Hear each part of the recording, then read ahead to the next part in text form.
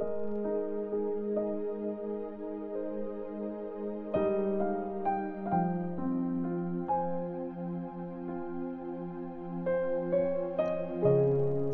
Corinthians chapter 10.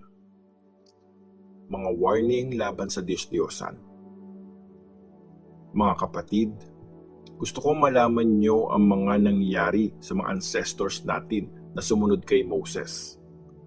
Naglakad silang lahat under sa proteksyon ng ulap at ligtas silang nakatawid sa Red Sea. Nabaptize silang lahat sa ulap at sa dagat bilang mga followers ni Moses. Kumain silang lahat ng iisang espiritual na pagkain at uminom ng iisang espiritual na inumin. Uminom sila mula sa espiritual na bato na kasama nila at si Christ ang batong yon. Pero kahit na ganon, hindi natuwa ang Diyos sa marami sa kanila, kaya namatay sila at nagkalat ang mga bangkay nila sa desert. Nangyari ang mga bagay na yun para maging warning sa atin, para hindi natin gustuhin gumawa ng masama gaya ng ginawa nila. Huwag kayong sumamba sa mga Diyos-Diyosan gaya ng ginawa ng iba sa kanila. Tulad ng nakasulat, umupo ang mga tao para kumain at uminom. Nagsayaw sila at gumawa ng kahalayan. Huwag tayong gumawa ng immoral na bagay gaya ng ginawa nila. Kaya 23,000 ang namatay sa kanila sa loob ng isang araw lang. Huwag nating subukin ang Panginoon gaya ng ilan sa kanila na gumawa nito. Kaya dahil doon, kinagat at pinatay sila ng mga ahas. Huwag tayo magreklamo gaya ng ginawa ng iba sa kanila. Kaya winasak sila ng angel of death. Nangyari ang lahat ng mga bagay na ito sa kanila para maging warning sa iba, at sinulat ang mga yon para turuan tayo na nabubuhay sa mga huling araw. Kung inaakala mong matatag ang tayo mo, mag-ingat ka, kasi baka bumagsak ka. Yung pagsubok na naranasan nyo, nararanasan din yan ng ibang tao.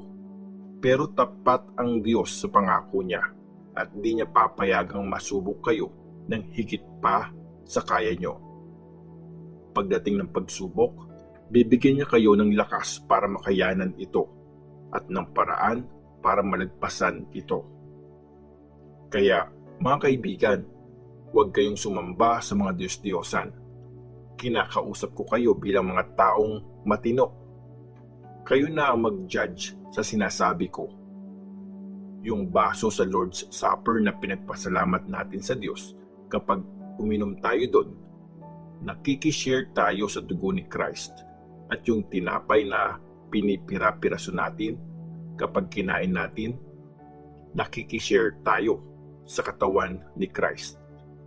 Kaya nga, dahil iisa lang ang tinapay, nagiging isang katawan tayo kahit na marami tayo kasi nagsishare tayo sa iisang tinapay. Isipin nyo ang mga taga-Israel. Diba? Yung mga kumakain ng mga hinandog sa altar, nakikishare sila doon sa ginawang pag-o-offer sa altar. So anong ibig kong sabihin? Sinasabi ko bang may halaga ang mga Diyos-Diyosan o ang mga pagkain na in-offer sa mga yon? Hindi. Ang sinasabi ko, yung mga in-offer sa altar ng Diyos-Diyosan, in-offer sa demonyo yon, hindi sa Diyos. Ayoko makipartner kayo sa mga demonyo. Hindi kayo pwedeng uminom sa baso ng Panginoon, tapos iinom din kayo sa baso ng mga demonyo. Hindi kayo pwedeng kumain sa mesa ng Panginoon, tapos kakain din kayo sa mesa ng mga demonyo. Gusto ba natin pagselosin ang Panginoon? Sa tingin nyo ba, mas malakas tayo kaysa sa Kanya? Sinasabi ng ilan sa inyo, pwede naming gawin ang kahit ano. Totoo yan, pero hindi lahat nakakabuti. Sige, pwedeng gawin ang kahit ano, pero hindi lahat yon nakakatulong. Huwag niyong isipin kung ano lang ang makakabuti para sa inyo. Isipin niyo rin ang sa iba. Kainin nyo ang kahit anong karneng nabibili sa palengke at huwag na magtanong pa para hindi kayo makonsensya. Sinasabi nga sa scripture, ang may-ari ng mundo at ng lahat ng nandito ay ang Panginoon. Pag may taong hindi naniniwala kay Christ na nagyaya sa inyong kumain, tapos sumama kayo, kainin nyo kung anong iserve sa inyo at huwag na kayo magtanong para hindi kayo makonsensya. Pero kung may magsabi sa inyo, inoffer sa Diyos-Diyosan ng pagkain to. Huwag niyong kainin ang pagkain yon, alang-alang sa tao na nagsabi sa inyo at alang-alang na rin sa konsensya. Ibig kong sabihin, konsensya ng tao nagsabi sa inyo, hindi yung konsensya nyo. May magtatanong naman, kung ganon, bakit konsensya ng ibang tao ang maglilimit sa kalayaan ko? Kung nag-thank you na ako sa Diyos para sa pagkain ko, bakit ako pupunahin tungkol sa pagkain pinagpasalamat ko naman? Kaya nga, kung kumakain kayo o umiinom o kahit anong ginagawa nyo, gawin nyo ang lahat ng iyon para bigyan ng honor ang Diyos. Huwag kayong gagawa ng kahit ano na magiging cause para magkasala ang mga Jews o Gentiles o ang mga miyembro ng simbahan ng Diyos.